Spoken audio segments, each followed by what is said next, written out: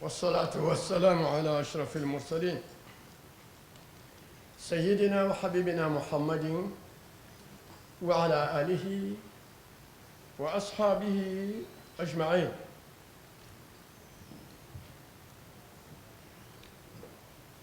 Monsieur le Président du Conseil national de la transition,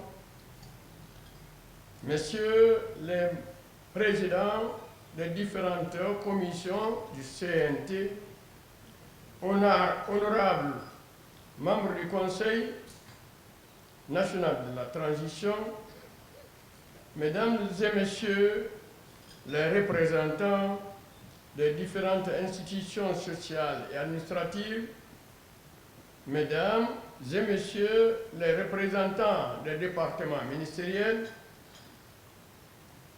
Mesdames et Messieurs les représentants des ONG, entreprises et sociétés, chers religieux, honorables invités, frères de la presse, Mesdames et Messieurs, Assalamu alaikum wa rahmatullahi ta'ala wa barakatuhu. Que la paix de Dieu soit sur vous tous. Amin. Permettez-moi, au nom du grand imam, El Hajj Mamadou Salou Kamara, de vous présenter le discours du Haut Conseil islamique de Guinée.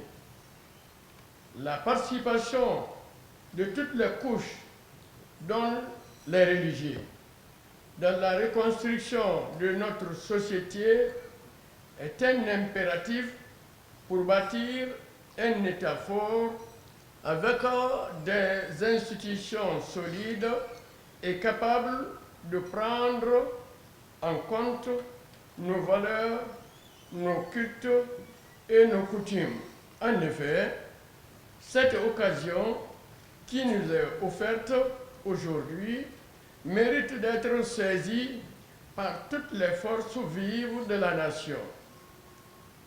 Précisément, nous, religieux et sages, qui sommes le dernier recours pour appeler à l'apaisement et prôner la quiétude au sein de la société. Notre présence à ce débat d'orientation constitutionnelle a pour but de répondre à l'appel du Conseil national de la transition afin de soumettre à vos bienveillances des recommandations pour la consolidation de la paix, de la cohésion sociale et du développement économique. De ce fait, il va de soi que les religieux apportent nécessairement leur contribution et leur avis sur les questions sensibles de la vie de la nation, telles que l'élaboration d'une nouvelle constitution. Notre préoccupation dans le cadre de l'élaboration de la nouvelle constitution s'articule autour des problématiques ci-après. 1. Quel regard donnerait-elle à la pratique de la religion et aux religieux dans notre société en perpétuelle mutation? 2. Quelles sont les préoccupations des religieux vis-à-vis de ce débat d'orientation constitutionnelle? 3. Et que peuvent-ils apporter en termes de propositions? À cet égard, vu que les libertés et droits fondamentaux sont reconnus par la loi et leur exercice est garanti aux citoyens dans les conditions et les formes prévues par la loi en ayant pris en compte le respect de culte, de symboles et d'orientation de lieux et d'organes. Vu la sensibilité des questions relatives à la religion et à ses symboles, nous vous prions, honorables, de bien vouloir prêter votre attention aux recommandations ci-après. 1. Liberté et droits fondamentaux. La liberté d'expression ne doit s'attaquer en aucun cas aux principes religieux les plus fondamentaux et sacrés. La nouvelle constitution doit nécessairement harmoniser le principe de laïcité en l'adaptant à nos valeurs et à nos mœurs. Les sources et les références de la Constitution doivent être issues de nos coutumes, nos mœurs ou d'autres fondements juridiques adaptés à nos valeurs. 2. Protection des cultes, des mœurs et des coutumes. Toute atteinte à la foi, au rite, à la croyance religieuse, aux symboles, aux signes, aux livres sacrés et tout autre fondamentaux de culte et entrave au libre exercice des cultes, des mosquées et des églises doivent être punis par la Constitution.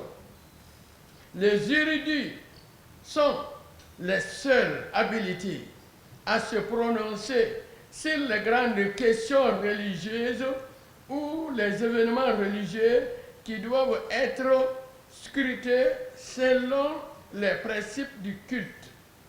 Personne d'autre n'a le droit de s'y prononcer sans avis des ulémas ou des évêques. La Constitution doit interdire la promulgation de lois contraires aux constantes religieuses. Le mariage entre hommes et femmes constitue le seul fondement naturel de la vie conjugale en Guinée. La reconnaissance des actes de mariage établis dans les mosquées et églises est la méthode religieuse de partage de l'héritage. Le choix du mode vestimentaire décent est un droit. Personne ne doit être stigmatisé pour avoir pratiqué les recommandations de sa religion dans l'espace public, administration, entreprise, école, université. 3. Promotion de l'éducation civique et éthique des citoyens. L'éducation doit tenir compte des réalités culturelles et traditionnelles. Le Conseil propose que les cours d'éducation civique et morale soient tirés de nos valeurs, nos coutumes et nos mœurs. L'éducation primaire doit être gratuite et obligatoire pour tous les enfants en Guinée. L'État doit officialiser les langues nationales et leur enseignement dans le système éducatif. 4. Institutions républicaines. La nouvelle constitution doit prévoir une juridiction en charge de juger le président de la République, les ministres et les membres des institutions républicaines pour des infractions commises dans l'exercice de leurs fonctions. La limitation du mandat présidentiel à 5 ans, renouvelable une seule fois. L'interdiction des révisions constitutionnelles qui ont pour seul but de contourner les dispositions intangibles. L'établissement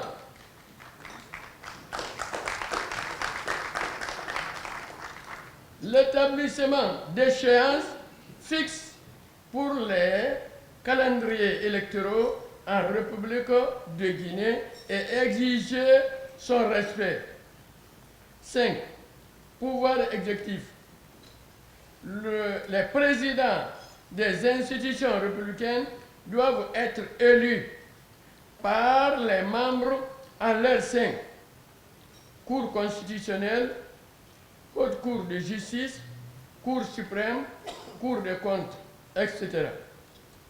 La limitation des domaines du pouvoir réglementaire du chef de l'État.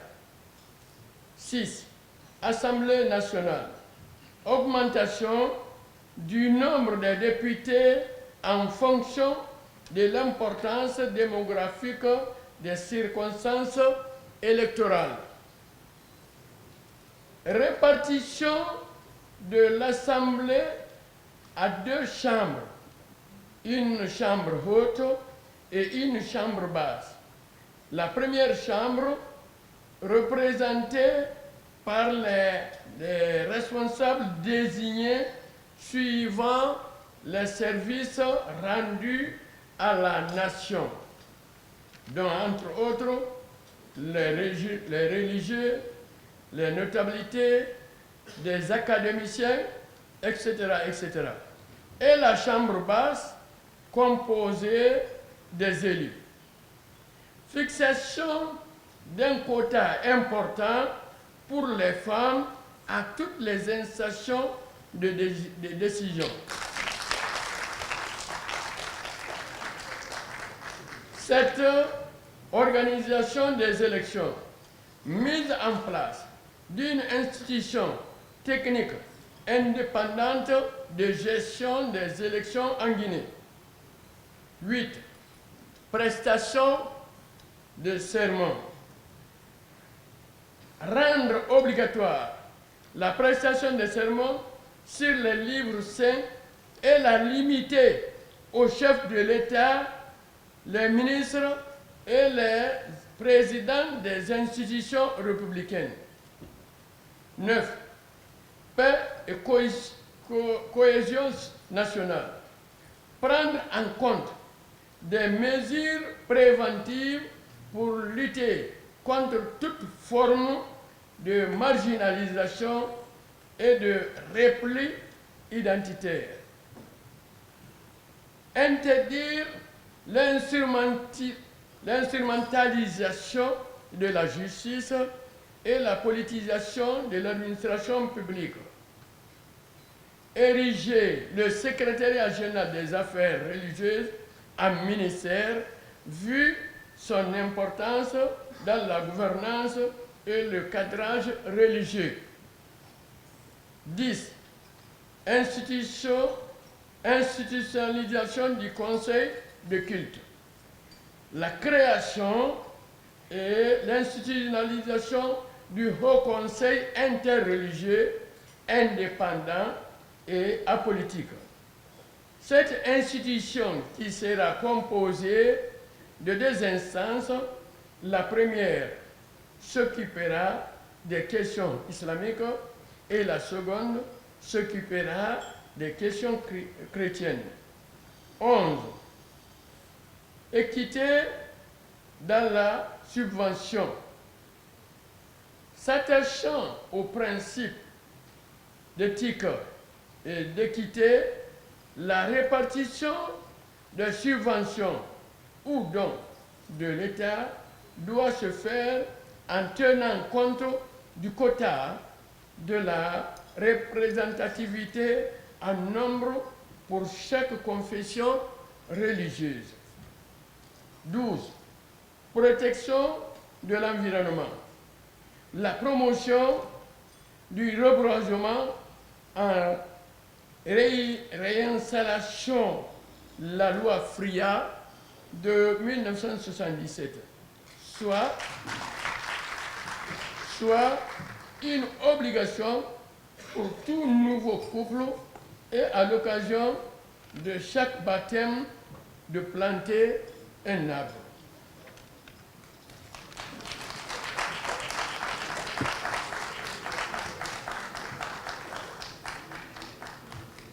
Monsieur le Président, le CNT est la plus importante institution de la transition. En effet, dans sous peu de temps, le rôle de toutes les institutions va finir. Cependant, les fruits du travail du CNT resteront permanents. C'est pourquoi vous méritez l'appui de tous et les bénédictions de tous les chefs religieux du pays. Qu'Allah guide vos pas sur le droit chemin, chemin qui mènera vers le bonheur de tous les enfants du pays. Qu'Allah nous donne la bonne santé et qu'Allah nous donne une transition apaisée, paisible et tranquille. Wassalamu alaikum wa rahmatullahi ta'ala wa barakatuh.